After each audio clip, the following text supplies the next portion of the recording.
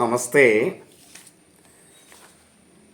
14/8/2025 വ്യാഴാഴ്ചത്തെ നക്ഷത്രഫലങ്ങളാണ് നമ്മൾ നോക്കുന്നത്.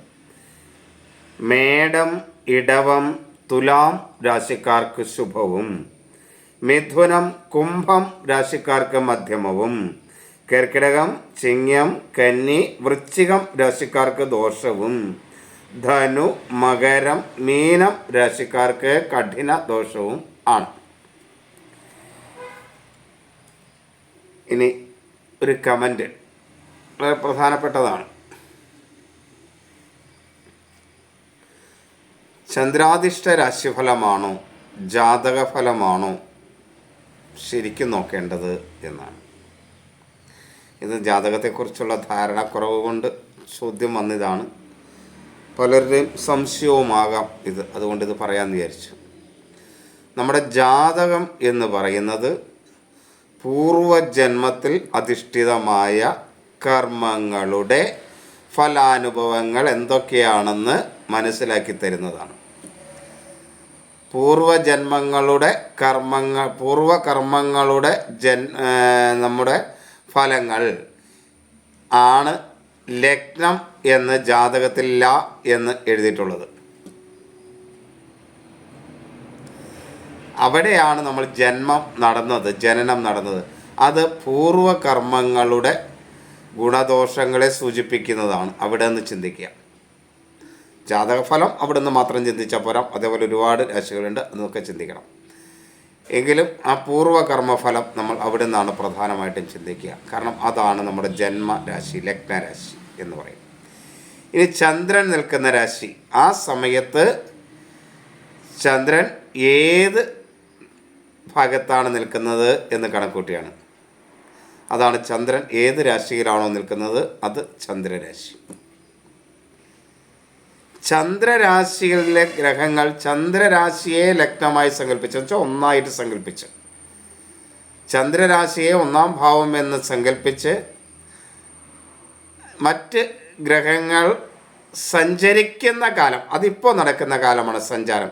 ഇപ്പോൾ ചൊവ്വ ഈ ഭാഗത്താണ് നിൽക്കുന്നത്, ഇപ്പോൾ ശനി ഈ ഭാഗത്താണ് നിൽക്കുന്നത്, ഇപ്പോൾ ചന്ദ്രൻ ഈ ഭാഗത്താണ് നിൽക്കുന്നത്. പക്ഷേ ഇപ്പോൾ ഈ ടൈമിൽ നിൽക്കുന്നതാണ്, ജാതകത്തിൽ ജനിച്ചപ്പോൾ നിൽക്കുന്നതാണ്. ആ ജാതകത്തിലെ കളം വരച്ച് എഴുതി വച്ചിരിക്കുന്നത് ആ ജനന സമയത്ത് ഗ്രഹങ്ങൾ എവിടെയൊക്കെ നിന്നു എന്നാണ്. എന്നാൽ നമ്മൾ ഇപ്പോൾ പറയുന്ന ഈ കാര്യം, ഇപ്പോൾ ഗ്രഹങ്ങൾ ഈ ചന്ദ്രൻ്റെ ഏതൊക്കെ ഭാഗത്ത് നിന്നു എന്നതിനെ അധിഷ്ഠിതമാക്കിയാണ്. ചന്ദ്രൻ ജാതകത്തിൽ നിൽക്കുന്നത് എവിടെയാണെന്ന് നാൾ വെച്ച് നമുക്ക് അറിയാൻ പറ്റും. അതിൻ്റെ ഭാഗങ്ങളിലൊക്കെ ഈ സമയത്ത് ഓരോ ഗ്രഹങ്ങളും എവിടെയാണ് നിൽക്കുന്നത് എന്നതിനെ അധിഷ്ഠിതമാക്കിയാണ് ഈ ഫലം. ഇതിലൊരു പ്രത്യേകതയുള്ളത്, പൊതുവെ ഈ ഫലം ജാതകഫലം പോലെ തന്നെ പ്രാധാന്യമർഹിക്കുന്നതാണ്. രണ്ടാമത്, ജാതകത്തിൽ ദശാപഹാരങ്ങൾ നടക്കുന്ന കാലഘട്ടത്തിൽ ഇപ്പോൾ ഒരു ഗ്രഹത്തിൻ്റെ ദശ നടക്കുന്നു, അതിൻ്റെ മറ്റൊരു ഗ്രഹത്തിൻ്റെ അപഹാരം നടക്കുന്നു. ഇതാണ് ദശാപഹാരങ്ങൾ. അല്ലെങ്കിൽ ആ ഗ്രഹത്തിൻ്റെ തന്നെ അപഹാരം നടക്കുന്നു. ഇങ്ങനെയുള്ള കാലഘട്ടത്തിൽ, ദശാപഹാര കാലങ്ങളിൽ ആ ഗ്രഹം ചാരവശാൽ എന്ന് പറഞ്ഞാൽ ചന്ദ്രാധിഷ്ഠ രാശിയിൽ നിന്ന് അനുകൂലമായ സ്ഥലത്ത് ചാരവശാൽ ഇപ്പോൾ സഞ്ചരിക്കുകയാണെങ്കിൽ അതും ഗുണകരമാണ്. എന്ന് പറഞ്ഞാൽ ഫലാനുഭവ കാലമാണ്. ചാരവശാൽ ഗ്രഹം അനുകൂലമായ സമയത്ത് സഞ്ചരിക്കുന്നുവെങ്കിൽ, സ്ഥലത്ത് സഞ്ചരിക്കുന്നുവെങ്കിൽ ജാതകത്തിൻ്റെ ഗുണദോഷങ്ങൾ അനുഭവിക്കുന്ന കാലഘട്ടമായിരിക്കും അത്. അതാണ് ഈ ചന്ദ്രാധിഷ്ഠ രാശിഫലയ്ക്കും ചാരഫലങ്ങൾക്ക് പ്രധാനമുണ്ട്. ഗോചരഫലം എന്ന് പറയുക, ഗോചരഫലം. ഈ ചാരഫലങ്ങൾക്ക് പ്രയോജനം കൂടുന്നതിനുള്ളൊരു കാരണം അതാണ്. ജാതകത്തിലെ ഗ്രഹങ്ങളുടെ നിൽപ്പനുസരിച്ചുള്ള ഗുണദോഷങ്ങൾ അനുഭവിക്കപ്പെടുന്ന കാലഘട്ടം എന്ന് പറയുന്നത് ഈ ദശാപഹാര കാലങ്ങളിലും ചന്ദ്രാധിഷ്ഠ രാശിയിൽ നിന്ന് ഗോചര ഫലങ്ങളിൽ ഗ്രഹം അനുകൂല പ്രതികൂല സ്ഥലത്ത് സഞ്ചരിക്കുമ്പോഴുമാണ്. അതുകൊണ്ടാണ് ഏഴര ശനിക്കൊക്കെ ഇത്രയേറെ പ്രാധാന്യം വന്നത്. അതുമാത്രമല്ല, ഏറ്റവും കൂടുതൽ കാലം ഒരു രാശിയിൽ സഞ്ചരിക്കുന്ന ഗ്രഹവും ഏഴര ശനിയാണ്. ഏഴര ശനിയല്ല, ശനിയാണ്. ഏറ്റവും കൂടുതൽ കാലം ഒരു രാശിയിൽ സഞ്ചരിക്കുന്ന ഗ്രഹം ശനിയാണ്. അപ്പോൾ ചന്ദ്രൻ്റെ പുറകിലും മുമ്പിലും ചന്ദ്രലഗ്നത്തിലും സഞ്ചരിക്കുന്ന അടുപ്പിച്ചടുപ്പിച്ച് ശനി വരുന്ന 7.5 വർഷത്തെയാണ് 7.5 ശനി എന്ന് പറയുക. അപ്പോൾ അത്ര കാലഘട്ടം ജീവിതത്തിൻ്റെ പൂർവകർമാധിഷ്ഠിത ഫലങ്ങൾ വളരെ തീവ്രതയോടെ അനുഭവിക്കുന്ന കാലഘട്ടമായിരിക്കും. അതാണ് ഇത്രയും കാലം ശനിയൊക്കെ വന്ന് നിൽക്കുന്നതുകൊണ്ട് ഇത്രയും കാലം പൂർവ്വജന്മ ഫലങ്ങളെ തീവ്രമായി അനുഭവിപ്പിക്കുന്ന ഒരു നീണ്ട കാലഘട്ടം ഒരു ഗ്രഹത്തിൻ്റേതാണെങ്കിലും അതിൽ കിട്ടും. പക്ഷേ ശനിയാണ്, 7.5 ശനിയാണെന്ന് വിചാരിക്കുക. ഈ 7.5 ശനി കാലത്ത് ശനി മാത്രമല്ല ഫലം നൽകുക. 7.5 വർഷക്കാലത്തോളം ശനി ദുരിതാവസ്ഥ ഫലം തരുന്നെങ്കിൽ ദുരിതാവസ്ഥയായിരിക്കും, ശുഭാവസ്ഥ ഫലമാണ് ശനി തരുന്നെങ്കിൽ ശുഭാവസ്ഥയായിരിക്കും. പക്ഷെ അവ മാത്രമല്ല ഫലം നൽകുക, മറ്റ് ഗ്രഹങ്ങളും ഫലം നൽകും. അപ്പോൾ അത് ഇതിനോട് മറ്റ് സഞ്ചരിച്ച് വരുമ്പോൾ അതിൻ്റെ ഗുണങ്ങൾ ഇതിൻ്റെ ദോഷത്തെ കുറയ്ക്കും, അതിൻ്റെ ദോഷങ്ങൾ ഇതിൻ്റെ ദോഷത്തെ കൂട്ടുകയും ചെയ്യും. പരസ്പരം പൂരകമാണ്. അപ്പോൾ ജാതക ഫലമാണോ ചന്ദ്രാധിഷ്ഠ രാശിഫലമാണോ പ്രാധാന്യം എന്ന് വെച്ചാൽ രണ്ടും ഒരേ പ്രാധാന്യമാണ്. ചില നിർദ്ദേശങ്ങളെ നമുക്ക് ഇപ്പോൾ ഗ്രഹം സഞ്ചരിക്കുന്ന രീതി അനുസരിച്ച് നൽകാനായിട്ട് കഴിയും. അതിപ്പോൾ ജാതകം കൃത്യമായ സമയം അറിയില്ലാത്ത ഒരാൾക്ക് നാളെ അറിയാമെങ്കിൽ ഇത് വളരെ പ്രയോജനം ചെയ്യും. അതാണ് ഇതിൻ്റെ മേന്മ. ഇത് മനസ്സിലാക്കുക നിങ്ങൾ.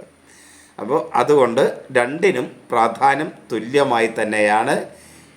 ഏതാണ് നോക്കേണ്ടതെന്ന് വെച്ചാൽ രണ്ടും ഒരേ പ്രാധാന്യത്തോടെയുള്ളതാണ്. പക്ഷേ കൃത്യമാണെങ്കിൽ കൃത്യതയോടുകൂടി നമുക്ക് ഈ സമയത്ത് അനുഭവിക്കേണ്ട ഫലങ്ങൾ എന്താണെന്ന് കൃത്യതയോടുകൂടി പറയാൻ കഴിയും. കാരണം ഇതും അതും പരസ്പര പൂരകങ്ങളായി വന്നാൽ ആ ഫലം അനുഭവിക്കപ്പെടുക തന്നെ ചെയ്യും. അതാണ്.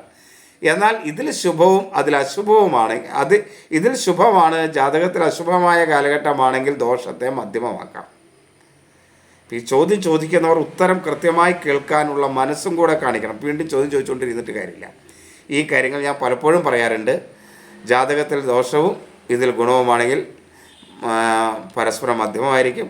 ജാതകം ഗുണവും ഇത് ദോഷവുമാണെങ്കിലും മധ്യമമായിരിക്കും എന്ന് പറയുമ്പോൾ രണ്ടും തുല്യമാണെന്ന് മനസ്സിലാക്കാനുള്ള ഒരു അവസ്ഥ പല പ്രാവശ്യങ്ങളിൽ ഞാൻ പറയാറുണ്ട്. പക്ഷെ അത് നിങ്ങൾ ശ്രദ്ധിക്കുന്നില്ല എന്നുള്ളതാണ്. നിങ്ങൾ ഇത് കേട്ടു എന്നുള്ളത് കൊണ്ടായില്ല. കേൾക്കാൻ ആർക്കും പറ്റും, മനസ്സിലാക്കാൻ പക്ഷേ ശ്രദ്ധ വേണം.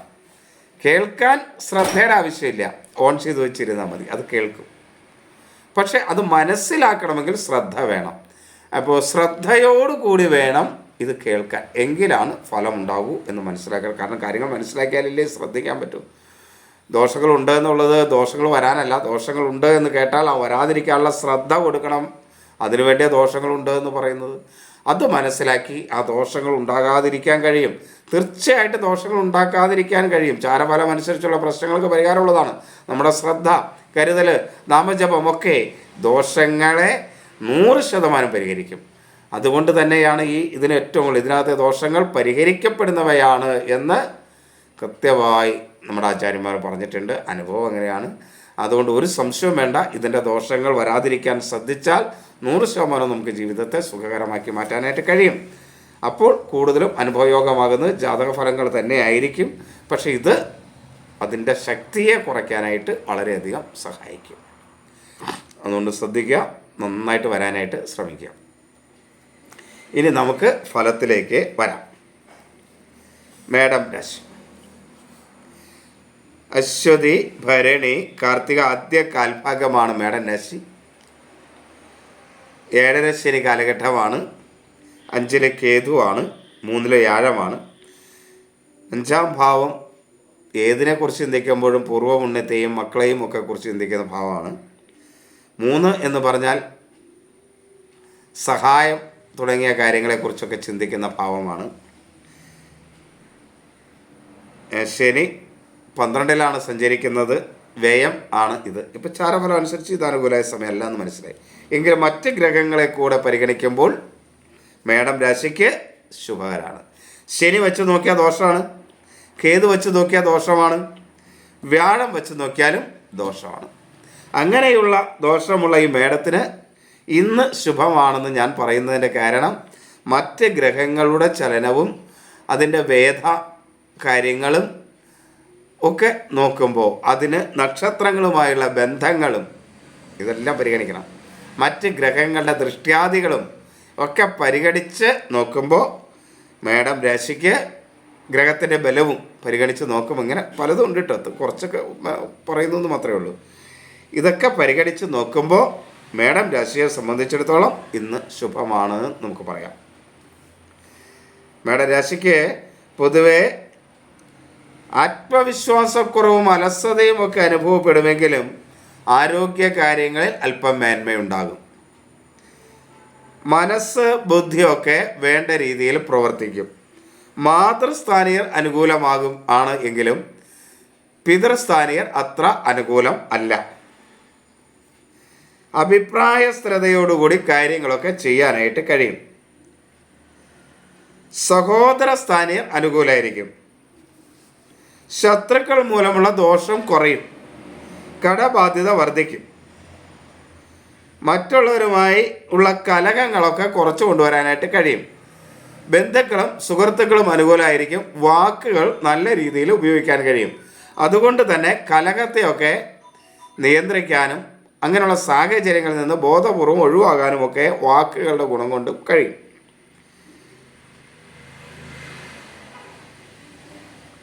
മക്കൾ അത്ര അനുകൂലമൊന്നുമല്ല. അഭിപ്രായ വ്യത്യാസങ്ങൾ ഉണ്ടാകാതിരിക്കാൻ ശ്രദ്ധിക്കണം. വാക്കുകൾ നല്ല രീതിയിൽ ഉപയോഗിക്കാമെന്നുള്ളത് കൊണ്ട് അതൊക്കെ നമുക്ക് ഒഴിവാക്കാവുന്ന കാര്യങ്ങളേ ഉള്ളൂ. എങ്കിലും ശ്രദ്ധ വേണം. ദൈവാധീനക്കുറവ് പൊതുവെ അനുഭവപ്പെടുന്ന ഒരു ദിവസമാണ്. ഭാഗ്യക്കുറവുണ്ടാവും. അതുകൊണ്ട് അതൊക്കെ ശ്രദ്ധിച്ച് മുന്നോട്ട് പോയാൽ മേന്മയുണ്ടാകും. ജീവിത പങ്കാളി പൊതുവെ അനുകൂലമാണ്. തൊഴിൽ രംഗത്ത് അത്ര അനുകൂലമല്ല. മേലുദ്യോഗസ്ഥരിൽ നിന്ന് ചില പ്രതിസന്ധികളൊക്കെ ഉണ്ടാകും. അതുപോലെ തൊഴിലാളികളും സഹപ്രവർത്തകരും അത്ര മേന്മയുള്ളതും ആയിരിക്കില്ല. ഞാനിത് ശുഭകരമാണെന്ന് പറഞ്ഞപ്പോഴും മേടൻ രാശി ശുഭമാണെന്നല്ലേ പറഞ്ഞേ, അങ്ങനെ ശുഭകരമാണെന്ന് പറഞ്ഞപ്പോഴും കുറച്ചൊക്കെ ദോഷങ്ങൾ പറഞ്ഞു അല്ലേ? പറഞ്ഞ അത് കുറച്ചുള്ള ദോഷങ്ങൾ വരാതിരിക്കാൻ ശ്രദ്ധിക്കുക. അങ്ങനെ ശ്രദ്ധിച്ചാൽ ഇത് ഗുണകരമാവും. ഇല്ലെങ്കിൽ നിങ്ങളുടെ പ്രവൃത്തി പോലെ ഇരിക്കും. അപ്പോൾ ഇത് ശ്രദ്ധിക്കാനായിട്ടാണ് ഞാനിത് പറയുന്നതെന്ന് മനസ്സിലാക്കുക.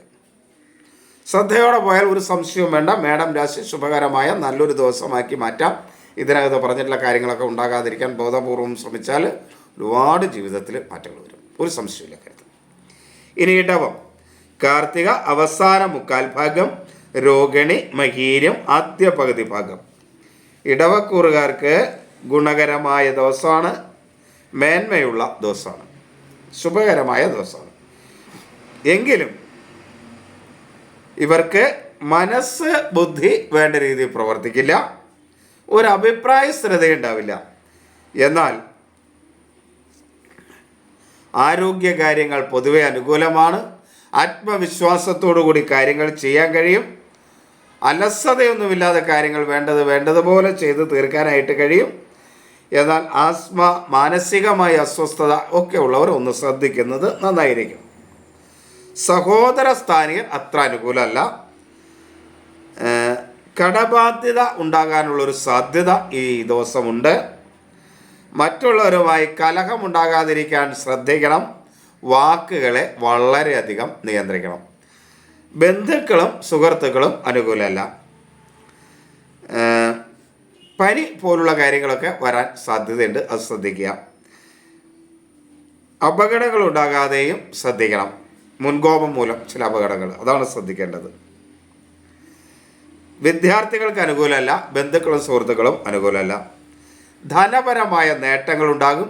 മക്കളിൽ നിന്നും ജീവിത പങ്കാളിയിൽ നിന്നും അനുകൂലമായ സ്ഥിതി ഉണ്ടാവും. വാഹന സംബന്ധമായ കാര്യങ്ങളിലൊക്കെ ചില നേട്ടങ്ങൾ ഉണ്ടാകും. തൊഴിൽ രംഗത്ത് മേന്മയുണ്ട്. പുതിയ തൊഴിലവസരങ്ങളൊക്കെ സൃഷ്ടിക്കാൻ കഴിയും ഇവർക്ക്. അല്ലെങ്കിൽ ഈ നാളുകാർക്ക് പുതിയ തൊഴിലവസരങ്ങൾ ലഭിക്കും.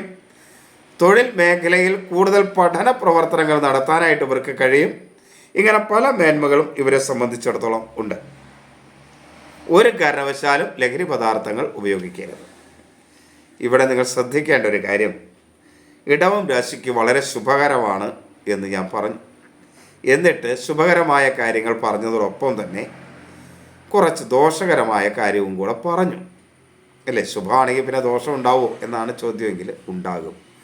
എല്ലാ ദിവസം മുഴുവൻ ഈ ദിവസങ്ങളിലും ഓരോ ഗ്രഹത്തിന് സ്വാധീനം കൂടി വരികയും കുറയുകയും ചെയ്യുന്ന സമയം ഈ 24 മണിക്കൂറിനിടയ്ക്ക് ഉണ്ടാവുമല്ലോ.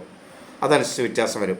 അപ്പോൾ അങ്ങനെ വരാതിരിക്കാനായിട്ട് ദോഷങ്ങൾ വരും എന്ന് പറഞ്ഞ ഭാഗ്യങ്ങൾ വരാതിരിക്കാൻ ഒരു ശ്രദ്ധയും കരുതലും കൊടുക്കുകയാണെങ്കിൽ ദോഷങ്ങളുണ്ടാവില്ല. വളരെ ശ്രദ്ധയോടെ നമ്മൾ ശ്രദ്ധിക്കേണ്ടത് ശ്രദ്ധിച്ച്, ചെയ്യേണ്ടത് ചെയ്ത്, മനസ്സിലാക്കേണ്ടത് മനസ്സിലാക്കി, കാണേണ്ടത് കണ്ട്, കേൾക്കേണ്ടത് കേട്ട്, കാണേണ്ടത് മാത്രമേ കാണാവൂ, കേൾക്കേണ്ടത് മാത്രമേ കേൾക്കാവൂ, കേൾക്കേണ്ടാത്തതും കാണേണ്ടാത്തതുമായ അനേക കാര്യങ്ങൾ നമ്മുടെ മുമ്പിൽ വരും. അപ്പോൾ നമുക്ക് എന്താണ് ആവശ്യമെന്ന് വെച്ചാൽ അത് അങ്ങനെ കാണാനും കേൾക്കാനും നമുക്ക് ആവശ്യമുള്ളത് എടുക്കാനും പഠിച്ച് നമ്മൾ മുന്നോട്ട് പോയാൽ നമ്മുടെ ജീവിതം സുഖകരമായിരിക്കും. അപ്പോൾ ഇങ്ങനൊരു നിർദ്ദേശം നൽകുന്നത് അതിനുള്ള ഒരു ട്രെയിനിങ് ആയിട്ടാണെന്ന് കരുതിയാൽ മതി. അത് പരിശീലിക്കാനാണ്. ആ പരിശീലനം നിങ്ങളുടെ ജീവിതത്തിൽ മേന്മയുണ്ടാകും, ഒരു സംശയം വേണ്ട. ഇത് കേൾക്കുക, മനസ്സിലാക്കുക, അതനുസരിച്ച് പ്രവർത്തിച്ച് ജീവിതത്തെ മുന്നോട്ട് കൊണ്ടുപോവുക, ശുഭകരമാക്കുക. ഇനി മിഥുനം, ഗുണദോഷ സമ്മിശ്രമാണ് മിഥുനം. മകീരം അവസാന പകുതി ഭാഗം, തിരുവാതിര പുണർദം ആദ്യ മുക്കാൽ ഭാഗമാണ്. മിഥുനം രാശിയെ സംബന്ധിച്ചിടത്തോളം 10 ശനി, ജന്മവ്യാഴം, രാഹു 9 ഒക്കെയാണ്. 10 ശനി അനുകൂലമായ ഒരു കാര്യമല്ല എന്നൊക്കെ നമുക്ക് പറയാം, കണ്ടകശനിയാണല്ലോ. എങ്കിലും ഇവിടെ പൊതുവെ ഗുണദോഷ സമ്മിശ്രമായൊരു ദിവസമാണ്. മനസ്സ് ബുദ്ധി ഒക്കെ വേണ്ട രീതിയിൽ പ്രവർത്തിക്കും. മാതൃസ്ഥാനീയർ അനുകൂലമായിരിക്കും. അഭിപ്രായ സ്ഥിരതയോട് കാര്യങ്ങളൊക്കെ ചെയ്യാൻ കഴിയും. എന്നാൽ പിതൃസ്ഥാനീയർ അനുകൂലമല്ല. ആത്മവിശ്വാസക്കുറവും അലസതയും പല കാര്യങ്ങളുടെയും മാറ്റിവെക്കലിന് കാരണമാകും. അത് ഒഴിവാക്കാൻ മനസ്സുകൊണ്ട് തീരുമാനിച്ചിറങ്ങിയാൽ മനസ്സിൻ്റെ മേന്മ അത് ഗുണകരമാക്കി തീർക്കും. അതുകൊണ്ട് അത് ശ്രദ്ധിച്ച് മുന്നോട്ട് പോകണം. സഹോദര സ്ഥാനീയർ അത്ര അനുകൂലമല്ല. ശത്രുക്കൾ മൂലമുള്ള ദോഷമുണ്ടാകും. കടബാധ്യത വർദ്ധിക്കും. മറ്റുള്ളവരുമായി കലഹമുണ്ടാകും. ചെറിയ മുൻകോപങ്ങളൊക്കെ ഉണ്ടാകാൻ സാധ്യതയുണ്ട്. എന്നാൽ ബന്ധുക്കളും സുഹൃത്തുക്കളും അനുകൂലമാണ്. വാക്കുകൾ നല്ല രീതിയിൽ ഉപയോഗിക്കാനായിട്ട് കഴിയും. അങ്ങനെ ഒരു മേന്മയുള്ളത് കൊണ്ട് കലഹങ്ങളും ഒക്കെ ഒഴിവാക്കാനായിട്ട് പ്രത്യേകം ശ്രദ്ധിച്ചാൽ നടക്കും. ചില അപകടങ്ങളും ഉണ്ടാകാതിരിക്കാനൊന്ന് ശ്രദ്ധിക്കുന്നത് നന്നായിരിക്കും. ധനപരമായ കാര്യങ്ങളിൽ ചില നഷ്ടങ്ങളൊക്കെ ഉണ്ടാവാം. പ്രത്യേകിച്ച് മക്കളുടെ കാര്യത്തിൽ കുറച്ച് ധനച്ചെലവ് കൂടുതൽ വരുന്ന ഒരു കാലഘട്ടമാണ് ഇവർക്ക്. ജീവിത പങ്കാളി പൊതുവെ അനുകൂലമായിരിക്കും. മക്കളിൽ നിന്ന് മനസ്സിന് ചില പ്രയാസകരമായ അവസ്ഥയൊക്കെ ഉണ്ടാവാനുള്ള ഒരു സാധ്യതയും കാണുന്നുണ്ട്. തൊഴിൽ മേഖലയിൽ മേലുദ്യോഗസ്ഥരും സഹപ്രവർത്തകരും അത്ര അനുകൂലമല്ല. സ്വയം സ്ഥാപനം നടത്തുന്നവരെ സംബന്ധിച്ചിടത്തോളം അവിടെ തൊഴിലാളികളെയും വളരെ ശ്രദ്ധയോടെ കൈകാര്യം ചെയ്യേണ്ടതാണ്. മിഥുനക്കൂറുകാർക്ക് ഇതാണ് ഗുണദോഷ സമ്മിശ്രമായ പോലെ കുറച്ച് ഗുണങ്ങളും കുറച്ച് ദോഷങ്ങളും ഉണ്ട്. ഈ ദോഷങ്ങൾ വരാതിരിക്കാൻ ഇപ്പോൾ തൊഴിലാളികൾക്ക് അനുകൂലമായ സമയമല്ല എന്ന് പറഞ്ഞാൽ, തൊഴിലാളികൾ അനുകൂലമല്ലെന്ന് പറഞ്ഞാൽ അവർ അനുകൂലമല്ല എന്ന് നമുക്കറിയാം, അനുകൂലമായിരിക്കില്ല എന്ന് നമുക്കറിയാം. അപ്പോൾ നമ്മൾ അനുകൂലമായിരിക്കില്ല എന്ന് മനസ്സിലാക്കുമ്പോൾ നമ്മൾ എന്താ ചെയ്യുക? അതിനെ അനുകൂലമാക്കാനുള്ള കാര്യങ്ങൾ എന്താണെന്നല്ലേ ബോധപൂർവം ചിന്തിക്കേണ്ടത്. അപ്പോൾ അവരോടൊപ്പം സംസാരിക്കുന്ന കാര്യത്തിൽ ഒരു ശ്രദ്ധ കൊടുക്കുക. അവരുടെ മനസ്സിന് വിഷമിപ്പിക്കുന്ന രീതിയിൽ പരമാവധി വാക്കുകൾ ഉപയോഗിക്കാതിരിക്കുക. ഇങ്ങനെയുള്ള കാര്യങ്ങളൊക്കെ ശ്രദ്ധിച്ച് തൊഴിൽ മേഖലയിൽ അങ്ങനെ ഒരുപാട് മാറ്റങ്ങൾ വരുത്താനായിട്ട് ഈ തൊഴിലാളികൾ അനുകൂലമല്ലെന്ന് അറിഞ്ഞാലല്ലേ നമുക്കത് ചെയ്യാൻ പറ്റും. നമ്മൾ വളരെ ബോൾഡായിട്ട് ഓക്കെ അവരെല്ലാവരും നമ്മളോട് കൂടെ നിൽക്കും എന്ന് വിചാരിച്ചു നിന്നാൽ നമ്മൾ ചതിക്കപ്പെടും, വഞ്ചിക്കപ്പെടും തൊഴിൽ മേഖലയിലൊക്കെ. അപ്പോൾ അതുണ്ടാകാതിരിക്കാൻ അനുകൂലമല്ലെന്ന് പറയുമ്പോൾ എത്ര ആത്മാർത്ഥമായ തൊഴിലാളികളാണെങ്കിലും സുഹൃത്തുക്കളാണെങ്കിലും നമ്മളത് ശ്രദ്ധിക്കണം. ആത്മാർത്ഥതയൊക്കെ ഉണ്ടാവും, പക്ഷെ നമ്മുടെ സമയദോഷം കൊണ്ട് തന്നെ നമുക്ക് ദോഷം വരുന്നത് അവരുടെ ആത്മാർത്ഥ കുറവൊന്നും തൊട്ടില്ല. ആ സമയത്ത് ചിലപ്പോൾ അവരുടെ അശ്രദ്ധ മൂലമാകാം. അത് നമ്മുടെ ദോഷം കൊണ്ട് വരുന്നതായിരിക്കും. അതുണ്ടാകാതിരിക്കാൻ നമ്മൾ ശ്രദ്ധിക്കേണ്ടത് എന്നർത്ഥം. കർക്കിടകം ദോഷമാണ്. കർക്കിടകൻ രാശിക്കാർക്ക് ദോഷമാണ്. ചില ചോദിക്കുന്നുണ്ട് കർക്കിടകത്തെ ദോഷമാണല്ലോ. കർക്കിടകത്തിന് ശുഭം പറഞ്ഞിട്ടുള്ള ഒരുപാട് സമയങ്ങൾ ഉണ്ടായിട്ടുണ്ട്. അതുകൊണ്ട് അത് അങ്ങനെ ആരും കരുതണ്ട. ശുഭം പറയുമ്പോൾ ഇനി ശുഭം വരുമ്പോൾ ശുഭം പറയും. പക്ഷേ ഇപ്പോൾ കുറച്ച് നാളത്തേക്ക് അങ്ങനെ പറയാൻ പറ്റുമെന്ന് എനിക്ക് തോന്നുന്നില്ല. ദോഷകരമാണ്. പക്ഷേ കഠിന ദോഷമൊക്കെ ചില ദിവസം മാറി ദോഷമൊക്കെ ആയിട്ട് മാറും. അങ്ങനെയുള്ള വ്യത്യാസങ്ങളൊക്കെ ഉണ്ടാവും. ഇപ്പോൾ ഇവിടെ ദോഷമാണ്, കഠിന ദോഷമല്ല. അതിൻ്റെ ഒരു മേന്മയുണ്ട്. പുണർദം അവസാന കാൽഭാഗം, പൂയം ഐല്യം. കർക്കിടകക്കൂറുകാരെ സംബന്ധിച്ചിടത്തോളം ആരോഗ്യ അനുകൂലമല്ല. എല്ലാ കാര്യത്തിലും ഒരു തീർച്ചയും മൂർച്ചയും ഉണ്ടാവില്ല എന്ന് പറയില്ലേ, ഒരു ആദ്യം അന്തം ഉണ്ടാവില്ലാത്തൊരു സ്ഥിതി ഉണ്ടാവും. അത് അവർക്കുണ്ടാകും. തൊഴിൽ മേഖലയിൽ പ്രത്യേകിച്ച് ഉണ്ടാവും. ദഹനക്കുറവ് പോലുള്ള അസുഖങ്ങൾ, ആരോഗ്യകാര്യത്തിലെ പ്രശ്നങ്ങൾ, ഉഷ്ണരോഗങ്ങൾ, നേത്രരോഗങ്ങൾ, ഇതൊക്കെ ഉണ്ടാകും. മനസ്സും ബുദ്ധിയൊക്കെ അനുകൂലമായിരിക്കും. മാതൃസ്ഥാനീയർ അനുകൂലമായിരിക്കും. ഒരഭിപ്രായ സ്ഥിരതയുടെ കാര്യങ്ങൾ ചെയ്യാനായിട്ട് കഴിയും. കടബാധ്യത കുറച്ച് കൊണ്ടുവരാൻ കഴിയും. മുൻകോപത്തെയൊക്കെ ഒന്ന് നിയന്ത്രിക്കാനും പറ്റും. വളരെ ശ്രദ്ധിച്ചാൽ അതൊന്ന് നിയന്ത്രിക്കണം. ചിലപ്പോൾ ഈ സമയദോഷം കൊണ്ട് ചില പ്രശ്നങ്ങൾ എടുത്തായിട്ടൊക്കെ തോന്നും. വാക്കുകൾ അത്ര അനുകൂലമല്ല. അതുകൊണ്ട് വാക്കുകളെ വളരെയധികം നിയന്ത്രിക്കണം. കടമൊക്കെ കുറച്ച് കൊണ്ടുവരാൻ പറ്റുന്ന ഒരു സമയം കൂടെയാണ്. അതുകൊണ്ട് അതിനു വേണ്ടിയും ഒന്ന് ശ്രമിക്കുന്നത് നന്നായിരിക്കും. ബന്ധുക്കളും സുഹൃത്തുക്കളും ഒന്നും അത്ര അനുകൂലമല്ല. അതുകൊണ്ട് അവരുടെ വാക്കുകൾ കേൾക്കേണ്ടാന്നോ അല്ലെങ്കിൽ അവരോട് സ്നേഹത്തോടെ പെരുമാറേണ്ടോന്നല്ലോ, അതൊക്കെ ആവാം. പക്ഷെ അവർ എന്തെങ്കിലും ചെയ്യാൻ നിർദ്ദേശിച്ചാൽ അത് ചെയ്യണമോ വേണ്ടയോ എന്ന് തീരുമാനിക്കണം. സ്വന്തം ബുദ്ധി അനുസരിച്ച് മതി. അത്രയേ ഉള്ളൂ. കാരണം അവർ നിങ്ങൾ നന്നാവണമെന്ന് വിചാരിച്ചായിരിക്കും ചിലപ്പോൾ പറയണേ. പക്ഷേ അവരുടെ വാക്കുകൾ നിങ്ങൾക്ക് അനുകൂലമാകാത്ത അവസ്ഥയാണ് ഈ ദിവസം എന്നുള്ളതുകൊണ്ട് നിങ്ങളുടെ കുഴപ്പം കൊണ്ട് തന്നെ അത് ദോഷകരമാവും. അപ്പോൾ നമ്മൾക്കുണ്ടാകുന്ന ദോഷങ്ങളെ മറ്റൊരാളിൽ ആരോപിക്കുന്നതിൽ അർത്ഥമില്ല എന്ന് ഞാനീ പറയുന്നത്. നമ്മൾ ഉണ്ടാകുന്ന തെറ്റുകൾ അല്ലെങ്കിൽ നമ്മൾ ഉണ്ടാകുന്ന ദോഷങ്ങളെ നമ്മൾ മറ്റൊരാളിലേക്ക് ആരോപിക്കപ്പെടുന്നത് ശരിയായ കാര്യമല്ല. നമ്മൾക്കുണ്ടാകുന്ന എല്ലാ ഫലങ്ങളുടെ ഉത്തരവാദിത്തം നന്മയാണെങ്കിലും ദോഷമാണെങ്കിലും നമ്മൾക്ക് തന്നെയാണ്, നമ്മുടേത് തന്നെയാണെന്ന് മനസ്സിലാക്കിയിട്ട് വേണം പോകാൻ. പക്ഷെ നമ്മൾ ചെയ്യുന്നത് അങ്ങനെയല്ല. എനിക്ക് നഷ്ടം വന്നത് അവൻ കാരണം കൊണ്ടാണെന്നാണ്. പക്ഷെ അങ്ങനെയല്ല, നമ്മളുടെ പ്രശ്നം കൊണ്ട് അവൻ നഷ്ടമുണ്ടായത് എന്ന് ശ്രദ്ധിക്കാനും മനസ്സിലാക്കാനും നമുക്ക് കഴിയണം. വാക്കുകളെ വളരെ നിയന്ത്രിക്കണം. ധനപരമായ ചെറിയ നഷ്ടങ്ങളൊക്കെ ഉണ്ടാകുന്ന ഒരു കാലഘട്ടമാണ് കർക്കിടകക്കൂറുകാർക്ക്. ദൈവാധീനം കുറയും. ജീവിത പങ്കാളി പൊതുവെ അനുകൂലമായിരിക്കും. മക്കൾ സാമ്പത്തികമായ കാര്യങ്ങളിൽ ചിലപ്പോൾ ചില അഭിപ്രായ വ്യത്യാസങ്ങളോ കലഹങ്ങളൊക്കെ ഉണ്ടാക്കാൻ സാധ്യതയുണ്ട്. തൊഴിൽ മേഖലയിലും അത്ര അനുകൂലമല്ല. മേലുദ്യോഗസ്ഥർ, സഹപ്രവർത്തകർ, തൊഴിലാളികൾ ഇവരിൽ നിന്നൊന്നും മനസ്സിന് സന്തോഷകരമായ അനുഭവം കിട്ടുന്ന ദിവസമായിക്കൊള്ളെന്ന് പറയാൻ കഴിയില്ല. നന്നായിട്ട് ഈശ്വരാധീനം വരുത്തുക. ഈ ദിവസം ഒരു കാരണവശാലും ലഹരി പദാർത്ഥങ്ങൾ ഉപയോഗിക്കാതെയും ഇരിക്കുക. അങ്ങനെ വളരെ ശ്രദ്ധിച്ചാൽ നമുക്ക് ദോഷത്തെയൊക്കെ ഒരു പരിധി വരെ മറികടക്കാനായിട്ട് കഴിയും. ഇനി ചിങ്ങം. മകം, പൂരം, ഉത്രം ആദ്യ കാൽഭാഗം, 8 ശനി, ജന്മകേതു. ചിങ്ങത്തിനും ദോഷകരമായ ദിവസം തന്നെയാണ്. എങ്കിലും അവർക്ക് ദൈവാധീനം ഒക്കെ ഉള്ള ഒരു കാലഘട്ടമാണെങ്കിൽ, ദോഷമാണെങ്കിലും ദൈവാധീനം ഉണ്ടെങ്കിൽ കുറേയൊക്കെ കുറയും. എങ്കിലും ദോഷകരമാണ്. അത് മനസ്സിലാക്കി ദൈവാധീനം ഉണ്ടാക്കാനും ദോഷം വരാതിരിക്കാനും ശ്രദ്ധിക്കണം. ആരോഗ്യകാര്യങ്ങൾ വളരെ ശ്രദ്ധ വേണം. പ്രത്യേകിച്ച് മാനസികമായ അസ്വസ്ഥതയുള്ളവർ, ആസ്മ പോലുള്ള അലർജി രോഗങ്ങളുള്ളവർ, ഗർഭാശയ രോഗങ്ങളുള്ളവർ, ഗർഭാവസ്ഥയിലുള്ളവരും. ഗർഭാവസ്ഥ രോഗമല്ല, അത് ഒരു നല്ല കാര്യമല്ലേ. അപ്പോൾ അതുകൊണ്ടാണ് ഞാനത് രോഗം എന്ന് എടുത്തു പറയുന്നത്, ഗർഭാവസ്ഥയിലുള്ളവർ എന്ന് പറയുന്നത്. ഗർഭാശയ രോഗമുള്ളവരും ഗർഭാവസ്ഥയിലുള്ളവരും രണ്ടാണെന്ന് മനസ്സിലാക്കണം. ഇപ്പോൾ എല്ലാവർക്കും പേഷ്യൻ്റാണ്, പക്ഷെ നമുക്ക് അങ്ങനെയല്ല. ഗർഭാശയ രോഗമുള്ളവർ പേഷ്യൻ്റാണ്, ഗർഭാവസ്ഥയിലുള്ളവർ പേഷ്യൻ്റ് എന്ന് പറയാൻ പറ്റില്ല എന്നാണ് എൻ്റെ വ്യക്തിപരമായ അഭിപ്രായം. അപ്പോൾ അതുകൊണ്ട് അങ്ങനെയുള്ളവരും ശ്രദ്ധിക്കണം. സഹോദര സ്ഥാനീയർ അനുകൂലമല്ല. അഭിപ്രായ വ്യത്യാസങ്ങളൊക്കെ ഉണ്ടാകാം. സഹോദരസ്ഥാനീയല്ല, വേണ്ടപ്പെട്ടവരുമായിട്ട് ചെറിയ കലഹങ്ങളോ വ്യത്യാസങ്ങളൊക്കെ ഉണ്ടാകാൻ സാധ്യതയുണ്ട്. വാക്കുകളെ നല്ല രീതിയിൽ ഉപയോഗിക്കണം. ശത്രുക്കൾ മൂലമുള്ള ദോഷം ഉണ്ടാകുന്ന ഒരു സമയമാണ് ചിങ്ങക്കൂറുകാർക്ക്. അതുകൊണ്ട് അത് ശ്രദ്ധിക്കണം. കടബാധ്യതയും വർദ്ധിക്കാനുള്ളൊരു സാധ്യതയുണ്ട്. ബന്ധുക്കളും സുഹൃത്തുക്കളും അനുകൂലമല്ല, എന്നാൽ മക്കൾ അനുകൂലമാണ്. ജീവിത പങ്കാളി അനുകൂലമാണ്. കുടുംബത്തിലൊരു സ്വസ്ഥയും സമാധാനവും ഒക്കെ കിട്ടും. അങ്ങനെ കിട്ടും എന്നൊരു ദിവസം ആയതുകൊണ്ട് അതുണ്ടാകാതിരിക്കാനുള്ള സാഹചര്യത്തെ നമ്മൾ ഒഴിവാക്കുക.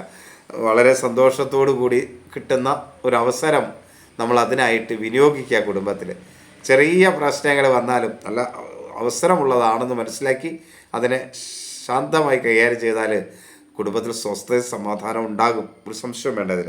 അതിനനുകൂലമാണ്, ഈശ്വരാധീനമുള്ളതാണ്. അപ്പോൾ അത് കുടുംബത്തിൽ ദൈവാധീനമുണ്ട്. അതിന് വേണ്ട കാര്യങ്ങളൊക്കെ ചെയ്യാം. നാമജപം, വിളക്ക് കത്തിക്കുക, ഇങ്ങനെയൊക്കെ ചെയ്യാം. ആരോ ചോദിച്ചിരുന്നു, ഹിന്ദുസ് അല്ലെങ്കിൽ എന്താ ചെയ്യുക? അവരവരുടെ പ്രാർത്ഥനകൾ നടത്തുക. നാമജപം എന്ന് പറഞ്ഞാൽ അങ്ങനെയുണ്ട്. നിങ്ങളുടെ സങ്കീർത്തനങ്ങളൊക്കെ നാമജപത്തിൽപ്പെടും. ഇസ്ലാമായിട്ടുള്ളവർ അവരുടെ പ്രാർത്ഥനകളൊക്കെ നാമജപത്തിച്ച് അവരുടേതായ രീതി ചെയ്യുക. ഹിന്ദുസ് ചെയ്യണമെന്നല്ല ഞാൻ പറയുന്നത് കേട്ടോ. തൊഴിൽ മേഖലയിൽ അത്ര മേന്മയില്ല. മേലുദ്യോഗസ്ഥന് ചില പ്രശ്നങ്ങളുണ്ടാവും. ലഹരി പദാർത്ഥങ്ങൾ ഉപയോഗിക്കാതിരിക്കാനായിട്ട് ചിങ്ങക്കൂറുകാർ പ്രത്യേകം ശ്രദ്ധിക്കണം. തൊഴിൽ മേഖലയിൽ ഒരു ശ്രദ്ധ എല്ലാ മേഖലയിലും വേണം. കന്നി ഉത്രം അവസാന മുക്കാൽ ഭാഗം, അത്തം ചിത്തിര ആദ്യ പകുതി ഭാഗം. കന്യക്കൂറുകാർക്ക് ദോഷകരമായൊരു ദിവസം തന്നെയാണ്. ആരോഗ്യ കാര്യത്തിലൊക്കെ അവർക്ക് മേന്മയുണ്ടാകും. അലസതയൊന്നുമില്ലാതെ കാര്യങ്ങൾ ചെയ്യുമെങ്കിലും മനസ്സും ബുദ്ധിയൊന്നും വേണ്ട രീതിയിൽ നിൽക്കാത്തതുകൊണ്ട് ചെയ്യുന്ന കാര്യങ്ങൾ ഗുണകരമായ അവസ്ഥയിലേക്ക് വരില്ല. അതുകൊണ്ട് അത് വളരെ ശ്രദ്ധയോടെ വേണം നമ്മുടെ പ്രവൃത്തികളെ, കർമ്മമേഖലയെ സമീപിക്കാൻ. മനസ്സ് 2 പ്രാവശ്യം ആലോചിച്ച് ആ കാര്യങ്ങൾ ചെയ്യാൻ മാറ്റിവെക്കുകയല്ല, ചെയ്യുക, കൃത്യമായി ചെയ്യാനായിട്ട് ശ്രമിക്കുക ബോധപൂർവം. ഒരു അഭിപ്രായ സ്ഥിരത എല്ലാ കാര്യങ്ങളിൽ കാണില്ല. ഗർഭാശയ സംബന്ധമായ രോഗങ്ങൾ, വൃക്ക രോഗങ്ങളൊക്കെ ഉള്ളവർ ശ്രദ്ധിക്കണം. സഹോദര സ്ഥാനീയർ അനുകൂലമല്ല. ശത്രുക്കൾ മൂലമുള്ള ദോഷമുണ്ടാകും. കടബാധ്യത വർദ്ധിക്കും. മറ്റുള്ളവരുമായി കലഹമുണ്ടാകും. എന്നാൽ വാക്കുകൾ നല്ല രീതിയിൽ ഉപയോഗിക്കാൻ കഴിയും. ബന്ധുക്കളും സുഹൃത്തുക്കളൊക്കെ അനുകൂലമായിരിക്കും. ജീവിത പങ്കാളിയും മക്കളും ഒന്നും അനുകൂലമായിരിക്കില്ല. അതുകൊണ്ട് കുടുംബത്തിലൊരു സ്വസ്ഥതയും സമാധാനവും ഒക്കെ കുറവായിരിക്കും. തൊഴിൽ മേഖലയിലും അത്ര വലിയ മേന്മയൊന്നും കന്യക്കൂറുകാർക്ക് പ്രതീക്ഷിക്കാനായിട്ട് പാടില്ല. ഇനി തുലാം. ചിത്ര അവസാന പകുതിഭാഗം, ചോതി വിശാഖം ആദ്യ മുക്കാൽ ഭാഗമാണ് തുലാക്കൂറ്. തുലാക്കൂറുകാരെ സംബന്ധിച്ചിടത്തോളം ഗുണകരമായൊരു ദിവസമാണ്. അവരെ സംബന്ധിച്ചിടത്തോളം ആരോഗ്യ അനുകൂലമാണ്. ആത്മവിശ്വാസമുണ്ടാകും. അലസത കുറവായിരിക്കും. വേണ്ടതുപോലെ ചെയ്യാനായിട്ട് തോന്നും. സംശയലേശവൻ്റെ കാര്യങ്ങൾ ചെയ്തു തീർക്കാൻ കഴിയും. ഒരു ഉറച്ച തീരുമാനങ്ങൾ ഉണ്ടാകും. അതൊക്കെ അനുകൂലമാണ്. അതേപോലെ സഹോദര സ്ഥാനീയർ അത്ര അനുകൂലമല്ല. ചില ശത്രുദോഷങ്ങൾ മൂലം ചില പ്രയാസങ്ങളൊക്കെ ഉണ്ടാകുന്നു മനസ്സിലാക്കിയിട്ട് അതിനൊന്ന് കരുതിയിരിക്കുന്നത് നല്ലതാണ്. നമ്മുടെ കൂടെ നിൽക്കുന്നവരെല്ലാവരും നമ്മുടെ ബന്ധുക്കളോ സുഹൃത്തുക്കളോ ആണെന്ന് കരുതരുത്. കൂടെ നിന്ന് ചിരിക്കുന്നവർ ചിലപ്പോൾ ശത്രുവാകാനും ഈ സമയത്ത് സാധ്യതയുണ്ട്. പക്ഷേ ദൈവാധീനം മറ്റു കാര്യങ്ങളൊക്കെ ഉള്ളതുകൊണ്ട് അത് വലിയ കാര്യമായിട്ട് നീക്കൊന്നുമില്ല. എങ്കിലും അതിൻ്റെ ഒരു പ്രയാസങ്ങൾ, തടസ്സങ്ങൾ, ബുദ്ധിമുട്ടുകൾ നമ്മുടെ ജീവിതത്തിൽ ഈ ദിവസം ഉണ്ടാവും. കലഹം ഉണ്ടാകാതിരിക്കാൻ ശ്രദ്ധിക്കുക. വാക്കുകളൊക്കെ നല്ല രീതിയിൽ ഉപയോഗിക്കാൻ കഴിയുമെന്നുള്ളത് കൊണ്ട് അതൊക്കെ ഒരു പരിധിവരെ നിയന്ത്രിക്കാനായിട്ട് കഴിയും. ബന്ധുക്കളും സുഹൃത്തുക്കളും അനുകൂലമാണ്. ചെറിയ അപകടങ്ങളൊക്കെ വരാനുള്ളൊരു സാധ്യതയെ നന്നായി ഈശ്വരവചനത്തിലൂടെ ഒഴിവാക്കാനും കൂടെ ഈ ദിവസം ശ്രദ്ധിക്കുക. മക്കളും ജീവിത പങ്കാളിയും അനുകൂലമാണ്. കുടുംബത്തിലൊരു സ്വസ്ഥയും സമാധാനം ഉണ്ടാവും. ധനപരമായ നേട്ടങ്ങളൊക്കെ ഉണ്ടാവും. തൊഴിൽരംഗത്ത് നേട്ടങ്ങളുണ്ടാവും. പുതിയ അവസരങ്ങൾ, പുതിയ പ്രവർത്തനങ്ങൾ, പുതിയ മേഖലകൾ ഒക്കെ ഉണ്ടാകും. അതിലെ പുതിയ പഠന പ്രവർത്തനങ്ങൾ ഒക്കെ നടത്താനായിട്ട് തുലാക്കൂറുകാർക്ക് ഈ സമയത്ത് കഴിയും. ഇതെല്ലാം അവർ വിനിയോഗിക്കാനായിട്ട് ശ്രദ്ധിക്കുക. ജാതകത്തിൽ എന്നിട്ട് മോശമാണെങ്കിൽ ജാതകം പരിശോധിപ്പിച്ച് പരിഹാരകർമ്മങ്ങൾ എന്താണെന്ന് വെച്ചാൽ ചെയ്യുക. വലിയ പരിഹാരകർമ്മങ്ങൾ ചെയ്യുന്നതിലല്ല കേട്ടോ. ശാന്തമായി ചെറിയ പരിഹാരകർമ്മങ്ങൾ ചെയ്താലും അവനവൻ്റെ കൊക്കിലൊതുങ്ങുന്ന പരിഹാരകർമ്മങ്ങൾ ചെയ്താലും മതി. കലിയുഗത്തിൽ നാമജപത്തിനാണ് പ്രാധാന്യം. നാമജപം ഒരു രീതിയിലും പറ്റില്ല എങ്കിൽ മറ്റ് പരിഹാരകർമ്മങ്ങളെക്കുറിച്ച് ആലോചിക്കും. ഞാനിത് പറയുന്നത് പലർക്കും ഇഷ്ടപ്പെടില്ല എന്ന് എനിക്കറിയാം. പക്ഷേ സത്യം അതായതുകൊണ്ട് പറയുന്നതേ ഉള്ളൂ. ചിലപ്പോൾ ഒരു നിർവാഹവും നാമം ജപിക്കാൻ അല്ലെങ്കിൽ മറ്റ് പരിഹാരകർമ്മങ്ങളെ ആലോചിക്കുക. അതാണ് ചെയ്യേണ്ടത് കേട്ടോ. ഇനി വൃശ്ചികം. വിശാഖം അവസാന കാൽഭാഗം, അനിഴം തൃക്കേട്ട. ദോഷമാണ്, ഒട്ടും അനുകൂലമല്ല, ദോഷമാണ്. കഠിന ദോഷമല്ല എന്നേ ഉള്ളൂ, എന്നാലും ദോഷമാണ്. എങ്കിലും മനസ്സ് ബുദ്ധിയൊക്കെ വേണ്ട രീതിയിൽ പ്രവർത്തിക്കും. മാതൃസ്ഥാനീയർ അനുകൂലമായിരിക്കും. അഭിപ്രായ സ്ഥിരതയുടെ കാര്യങ്ങൾ ചെയ്യാനും കഴിയും. എന്നാൽ ആരോഗ്യ കാര്യത്തിൽ ഒട്ടും അനുകൂലമല്ല.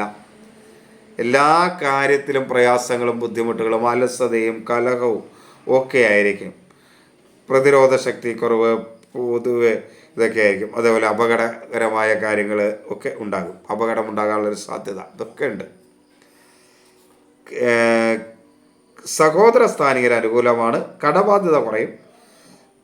ശത്രുക്കൾ മൂലമുള്ള ദോഷമൊക്കെ ഒന്ന് കുറയും. ബന്ധുക്കളും സുഹൃത്തുക്കളും അനുകൂലമാണ്. വാക്കുകൾ നല്ല രീതിയിൽ അത്ര ഉപയോഗിക്കാൻ കഴിയില്ല. അതിൻ്റെ ഒരു പ്രശ്നം ഉണ്ടാവും. ധനപരമായ കാര്യങ്ങളിൽ വളരെ നഷ്ടം വരും. ജീവിത പങ്കാളി അനുകൂലമായിരിക്കും. മക്കൾക്ക് കുറച്ച് പ്രയാസങ്ങൾ ഉണ്ടാകുന്ന ഒരു കാലഘട്ടമാണ് വൃശ്ചികക്കൂറുകാരെ സംബന്ധിച്ചിടത്തോളം. തൊഴിൽ മേഖലയും അനുകൂലമല്ല. ഒരു കാരണവശാലും ലഹരി പദാർത്ഥങ്ങൾ ഉപയോഗിക്കരുത്. അനുകൂലമല്ലാത്ത ദിവസമാണെന്നറിഞ്ഞ് ഈ ദോഷങ്ങളൊക്കെ പറയുന്നത് ദോഷങ്ങൾ ഉണ്ടാകാതിരിക്കാമെന്ന് ശ്രദ്ധിക്കാൻ വേണ്ടിയാണ്. നിങ്ങൾ വിചാരിച്ചാൽ ശ്രദ്ധിക്കാൻ കഴിയും. അപ്പോൾ മദ്യം കഴിക്കരുതെന്ന് പറഞ്ഞാൽ അന്ന് കഴിക്കാതിരിക്കാൻ ശ്രദ്ധിക്കുക. അതുകൊണ്ട് വേറെ ചില അപകടങ്ങൾ ഉണ്ടാകാം എന്നുള്ളത് കൊണ്ടാണ് അത് പറയുന്നത്. അപ്പോൾ അതൊക്കെ ശ്രദ്ധിക്കാം. അത് വെറുതെ തള്ളിക്കളയല്ല ചെയ്യേണ്ടത്. പറയാനേ എനിക്ക് പറ്റും. പ്രവൃത്തിയിൽ കൊണ്ടുവരേണ്ടതും സുഖകരമായ ജീവിതാനുഭവങ്ങൾ ജീവിച്ചു പോകേണ്ടതും ഇത് കേൾക്കുന്ന നിങ്ങളാണ്. അതിനുള്ള സാഹചര്യം മനസ്സുകൊണ്ടും പ്രവൃത്തി കൊണ്ടും ഒരുക്കേണ്ടതും നിങ്ങളാണ്. അത് മനസ്സിലാക്കുക. പറഞ്ഞു തരാം, അത് ചെയ്യേണ്ടത് നിങ്ങളാണ്. ഒരുപാട് പേർക്ക് ഗുണമുണ്ടെന്ന് പറയുന്നത് കൊണ്ട് തന്നെയാണ് ഞാനിതിങ്ങനെ തുടരുന്നത്. ഒരുപാട് പേര് എന്നെ വിളിച്ച് പറയുന്നുണ്ട്. കമൻറ്റിലൂടെ നിങ്ങൾക്ക് നോക്കിയാൽ അറിയാം, ഒരുപാട് പേരുണ്ട്. അപ്പോൾ അതെല്ലാം അവർക്ക് ഗുണകരമാണല്ലോ. അപ്പോൾ ഒരാൾക്ക് ഗുണം കിട്ടിയാൽ പോലും ഞാൻ ഈ ചെയ്യുന്ന പ്രവൃത്തിയുടെ ഫലമായി എന്ന് വിചാരിക്കുന്ന ഒരാളാണ് ഞാൻ. അപ്പോൾ അത് വളരെ അനുകൂലമായിട്ട് വിളിച്ച് പറയുന്നതുകൊണ്ട് ഇത് ഇങ്ങനെ ചെയ്യുന്നത്. ഇനി നമുക്ക് വൃശ്ചികം കഴിഞ്ഞു. ധനുക്കൂറുകാരുടെ നോക്കാം. ധനുക്കൂറുകാർക്ക് കഠിന ദോഷമാണ്. വളരെ ശ്രദ്ധിക്കണം. കുടുംബത്തിലാണ് ഒരു സ്വസ്ഥതക്കുറവ് കാണാനുള്ളൊരു സാധ്യതയുള്ളത്. കുടുംബ സമാധാനക്കുറവുണ്ടാകും. അതുകൊണ്ട് വളരെ ശ്രദ്ധിക്കേണ്ട ഒരു സമയമാണ്. ധനുക്കൂറുകാരെ സംബന്ധിച്ചിടത്തോളം ആരോഗ്യകാര്യം ശ്രദ്ധിക്കണം. അലസതയായിരിക്കും. മനസ്സും ബുദ്ധിയും അനുകൂലമല്ല. മാതൃപിതൃസ്ഥാനീയർ അനുകൂലമല്ല. ഒരു കാര്യത്തിൽ ഒരു അഭിപ്രായം ഉണ്ടാവില്ല. എപ്പോഴും ദേഷ്യവും വെറുപ്പും ഒക്കെ തോന്നുന്ന ഒരു ദിവസമായിരിക്കും. അപ്പോൾ അതുകൊണ്ട് മനസ്സിനെയൊക്കെ ഒന്ന് കൺട്രോൾ ചെയ്യാനും ശ്രദ്ധിക്കുവാനും ഒക്കെ ഇടയുണ്ടാവണം.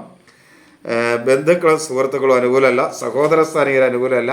കടബാധ്യത ഉണ്ടാവും. മറ്റുള്ളവരുമായി കലഹമുണ്ടാകും. ജീവിത പങ്കാളിയും അനുകൂലമല്ല. എങ്കിലും അല്പം ദൈവാധീനമൊക്കെ ഉള്ളൊരു ദിവസമാണ്. മക്കളിൽ നിന്ന് ഗുണകരമായ ഒരു അനുഭവം ഉണ്ടാകാനുള്ളൊരു സാധ്യതയുണ്ട്. അതുകൊണ്ട് ആ കാര്യങ്ങളൊക്കെ നല്ല രീതിയിൽ പോകും. തൊഴിൽ രംഗം അത്ര മേന്മയൊന്നുമല്ല. എങ്കിലും മേലുദ്യോഗസ്ഥരിൽ നിന്ന് ഒരല്പം അനുകൂലാവസ്ഥയൊക്കെ ഉണ്ടാകാൻ സാധ്യതയുണ്ട്. തൊഴിലാളികളും ഒന്നും അനുകൂലമായിരിക്കില്ല എന്ന് മനസ്സിലാക്കുക. കൂടെയുള്ള സഹപ്രവർത്തനം അനുകൂലമായിരിക്കില്ല. മകരം, ഉത്രാടം അവസാന മുക്കാൽ ഭാഗം, തിരുവോണം അവിട്ടം ആദ്യ പകുതി ഭാഗം. 6 വ്യാഴം, 8 കേതു, 2 രാഹു ഒക്കെയാണ്. ഈ ദിവസവും കഠിനമായ ദോഷമുള്ള ദിവസമാണ്. വളരെ ശ്രദ്ധിക്കേണ്ട ദിവസമാണ്. ആരോഗ്യകാര്യങ്ങളിൽ വളരെ ശ്രദ്ധിക്കണം. മനസ്സ് ബുദ്ധി വേണ്ട രീതിയിൽ പ്രവർത്തിക്കില്ല. ഒരു അഭിപ്രായ സ്ഥിരതയോടുള്ള കാര്യങ്ങൾ ചെയ്യാൻ കഴിയില്ല. ആസ്മ, അലർജി സംബന്ധമായ അസുഖങ്ങൾ, ഉദര രോഗങ്ങളൊക്കെ ഉള്ളവർ വളരെയധികം ശ്രദ്ധിക്കേണ്ടതാണ്. പ്രത്യേകിച്ച് അഗ്നി സംബന്ധമായ ജോലി ചെയ്യുന്നവരും ഒരു വളരെ കരുതലെടുക്കുന്നത് നല്ലതാണ്, പൊള്ളലേൽക്കാതിരിക്കാനൊക്കെ കേട്ടോ. ഈ സമയം ബന്ധുക്കളും സുഹൃത്തുക്കളും ഒന്നും അനുകൂലമല്ല. അതേപോലെ ഈ വാദസംബന്ധമായ അസുഖമുള്ളവരും വളരെ ശ്രദ്ധിക്കുന്നത് നല്ലതാണ്. ഞരമ്പുകളുമായിട്ടുള്ള അസുഖമുള്ളവരൊക്കെ ഉണ്ടല്ലോ, അവരൊക്കെ ശ്രദ്ധിക്കണം. ജീവിത പങ്കാളി അനുകൂലമല്ല. മക്കൾ അനുകൂലമല്ല. കുടുംബത്തിലൊരു സ്വസ്ഥത ഉണ്ടാവില്ല. എങ്കിൽ മകരാശിക്കാർക്ക് തൊഴിൽ രംഗത്ത് പൊതുവെ മേന്മയുണ്ടാകും, നേട്ടങ്ങളുണ്ടാവും. ഒരു കാരണവശാലും ലഹരി പദാർത്ഥങ്ങൾ ഉപയോഗിക്കരുത്. വാക്കുകളെ വളരെ നിയന്ത്രിക്കണം. ബന്ധുക്കളും സുഹൃത്തുക്കളും ഒന്നും അനുകൂലമല്ല എന്ന് മനസ്സിലാക്കിയിട്ട്, എല്ലാവരും അനുകൂലമല്ല എന്ന് പറഞ്ഞാലും നമ്മളെല്ലാവർക്കും അനുകൂലമായിരിക്കാൻ ബോധപൂർവം ശ്രമിച്ചുകൊണ്ട് മുന്നോട്ട് പോവുക. ആരെന്ത് പറയുന്നു എന്നല്ല, നമ്മൾ എന്ത് പ്രവർത്തിക്കുന്നു എന്നൊന്ന് കണക്ക് കൂട്ടി മുന്നോട്ട് പോകാനായിട്ട് നമ്മളെ പക്വമാക്കുക. നമുക്ക് ചിലപ്പോൾ വീട്ടിൽ നിന്ന് പോലും നമുക്ക് അങ്ങനെ ശ്രമിക്കുമ്പോൾ നെഗറ്റീവ് ഉണ്ടാവും, കഴിവുകെട്ടൻ എന്നൊക്കെ പറയും. പക്ഷെ അതൊന്നും കണക്ക് കൂട്ടണ്ട. നമ്മൾ നമ്മുടെ ജീവിതത്തിൽ പ്രശ്നങ്ങൾ ഉണ്ടാകാതിരിക്കാനായിട്ട് വളരെ ശ്രദ്ധിച്ച് മുന്നോട്ട് പോകേണ്ട ഒരു കാലഘട്ടമാണ്. അശ്രദ്ധിച്ചു പോവുക.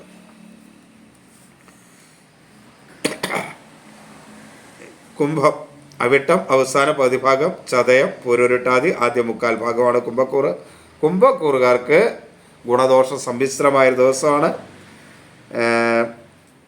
പൊതുവെ അനുകൂലമായ ദിവസമാണ്. ആരോഗ്യകാര്യത്തിൽ അത്ര അനുകൂലമല്ലെങ്കിലും മനസ്സും ബുദ്ധിയൊക്കെ വേണ്ട രീതിയിൽ പ്രവർത്തിക്കും.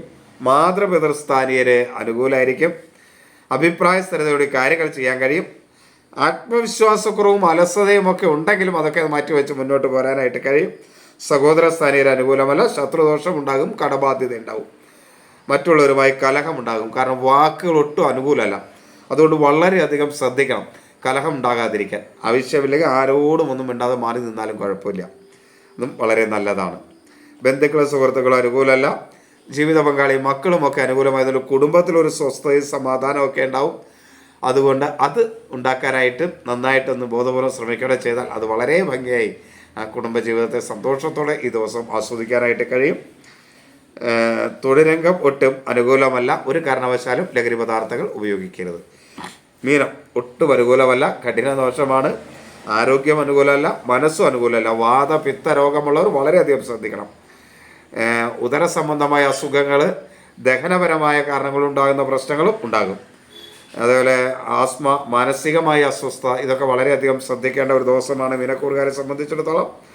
എല്ലാവരോടും ദേഷ്യവും വെറുപ്പും ഒക്കെ ഉണ്ടാകുന്ന ഒരു ദിവസമാണ്. അതൊക്കെ കൺട്രോൾ ചെയ്യാനായിട്ട് പ്രത്യേകം ശ്രദ്ധിക്കണം. സഹോദര സ്ഥാനീയർ അനുകൂലമല്ല, ശത്രുക്കൾ മൂലമുള്ള ദോഷമുണ്ടാകും, കടബാധ്യത ഉണ്ടാവും, അപകടങ്ങൾ ഉണ്ടാകാതിരിക്കാനായിട്ട് ശ്രദ്ധിക്കണം. വാക്കുകളെ വളരെയധികം നിയന്ത്രിക്കണം. ബന്ധുക്കളും സുഹൃത്തുക്കളും ഒന്നും അനുകൂലമായിരിക്കില്ല. അറിയാതെ തമാശയ്ക്ക് പറയുന്ന വാക്കുകളും ചിലപ്പോൾ കലഹത്തിൽ വന്ന് വീഴാനുള്ള സാധ്യതയുണ്ട്. അതുകൊണ്ട് അത് ശ്രദ്ധിച്ചു കൊള്ളണം മീനക്കൂറുകാർ. മക്കൾ അത്ര അനുകൂലമൊന്നുമല്ല, എന്നാൽ ജീവിത പങ്കാളി പൊതുവെ അനുകൂലമായിരിക്കും. തൊഴിൽ മേഖലയിലും വലിയ നേട്ടങ്ങളൊന്നുമുള്ള ദിവസമല്ല, കാലഘട്ടവും അല്ല. അപ്പോൾ അതൊക്കെ ശ്രദ്ധിച്ച് മുന്നോട്ട് പോവുക. നന്നായിട്ട് ഈശ്വരനെ വിചാരിക്കുക. ഈശ്വരാധീനത്തിലൂടെ എല്ലാവരും പോവുക. എല്ലാവർക്കും നമസ്തേ. അമ്മേ ദേവി.